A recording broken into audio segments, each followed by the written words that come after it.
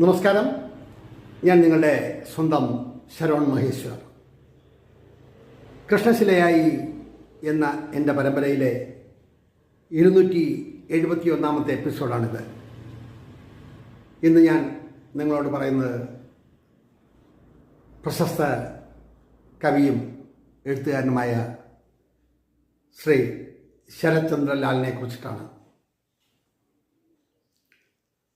പഞ്ചതന്ത്രം കഥകളെ അടിസ്ഥാനമാക്കി അദ്ദേഹത്തിൻ്റെ ഭാഷ്യത്തിൽ നിരവധി ഗ്രന്ഥങ്ങൾ രചിക്കുകയുണ്ടായി. ഒരുപാട് പുസ്തകങ്ങൾ പബ്ലിഷ് ചെയ്തു. ദേശാഭിമാനിയിലും ചിന്തയിലും എഡിറ്റോറിയൽ വിഭാഗത്തിലും പ്രൂഫ് വിഭാഗത്തിലുമൊക്കെ വർക്ക് ചെയ്തു. ഡിഗ്രിക്കും മറ്റും ഞങ്ങൾ ഒരുമിച്ചാണ് പഠിച്ചിരുന്നതും കണ്ടുമുട്ടിയതുമൊക്കെ. അദ്ദേഹം കവിത എഴുതി തുടങ്ങിയ ശേഷമൊക്കെയാണ് ഞാൻ കവിത എഴുത്തിലും നോവലെഴുത്തിലും ഒക്കെ സജീവമാകുന്നത്. ദിനവും കാണാതെ പോകുന്ന ഒരു അവസ്ഥ ഉണ്ടായിരുന്നില്ല. എത്രയോ വർഷങ്ങൾ ഞങ്ങൾ നേരിട്ട് കാണുകയും സംസാരിക്കുകയും കവിതകളെക്കുറിച്ച് പറയുകയും ചർച്ച ചെയ്യുകയും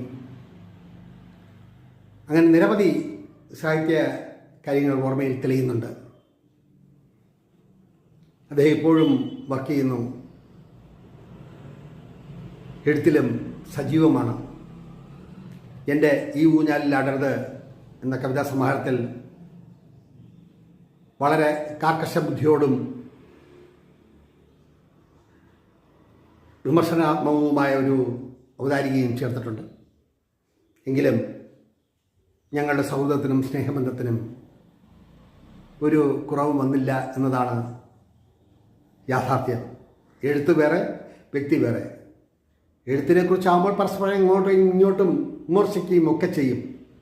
പക്ഷേ നല്ലൊരു മനുഷ്യൻ, അതിലുപരി നല്ലൊരു എഴുത്തുകാരൻ.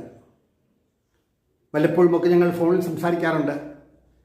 ജീവിതത്തിൻ്റെ വിവിധ ദശയിൽ അദ്ദേഹം ട്രിവാൻഡ്രത്ത് നിന്നും ഹരിപ്പാടേക്ക് താമസം മാറുകയും പിന്നെ ഹരിപ്പാട് നിന്ന് തിരികെ തിരുവനന്തപുരത്തേക്ക് വരികയും ഒക്കെ ചെയ്തുവെങ്കിലും വർഷങ്ങളായി ഞങ്ങൾ നേരിൽ കണ്ടിട്ട്.